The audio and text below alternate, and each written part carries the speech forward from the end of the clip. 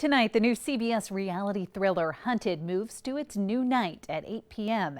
You might have caught its premiere on Sunday after the AFC Championship game. Not only is it a great show, but its star is from right here in Youngstown. Robert Clark not only grew up here, but served as a Youngstown police officer and with several other law enforcement agencies. He joins us now along with executive producer Laura Silva. Thanks for joining us, guys.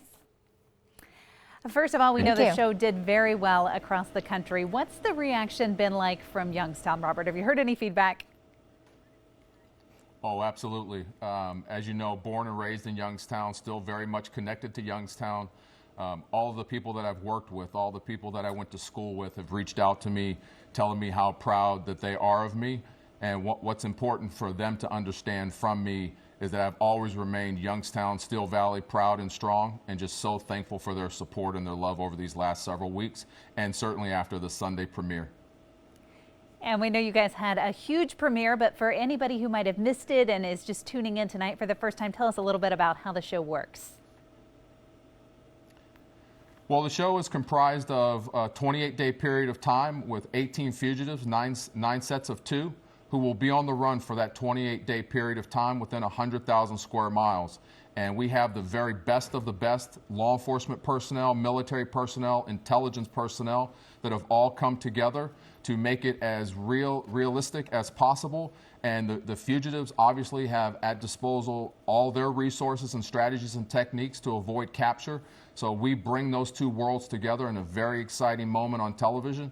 And it would just be exciting for people to watch and then question themselves, could I be on the run for 28 days and possibly win that $250,000 while evading capture by the best of the best?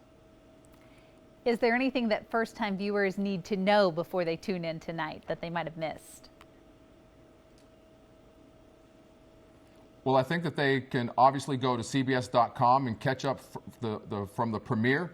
But there will be a catch-up period tonight where they will be able to fully engage in the show and be on the edge of their seats as they watch the strategies unfold, the techniques and tactics unfold from the command center to the ground hunters, and really try to understand what it means to be a fugitive in 2017, to avoid technology, to separate yourself from technology, and could I face that challenge for 28 days?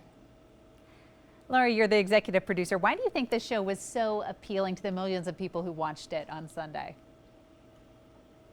I think it just touches something that it's the world we live in today. I mean, I think there is a little bit of a fantasy of being on the run, but I think it's very real today that we all are aware that we are plugged into our phones, into our social media. We know in our day-to-day lives how much information we're giving out and CCTV cameras everywhere. So I think it kind of brings this fantasy together with the world that we're living in. I think we, as Robert says, we all question, could I not have my smartphone for a day? Could I not call home? Could I not have these comforts that we're so used to? So it really is a fun experience on two levels, like Robert said. It's just our day-to-day lives, and then also really this game is on such a huge scale, and it's so exciting. And I'll say, just to produce the show, and I can tell you every night, every episode, there are twists and turns and just exciting breakthroughs from really smart things the fugitive thinks of, but of course led by Robert, the amazing investigations that his team is doing and the things that they come up with too. And it really just shows how that experience really comes to play. So it's fascinating night after night.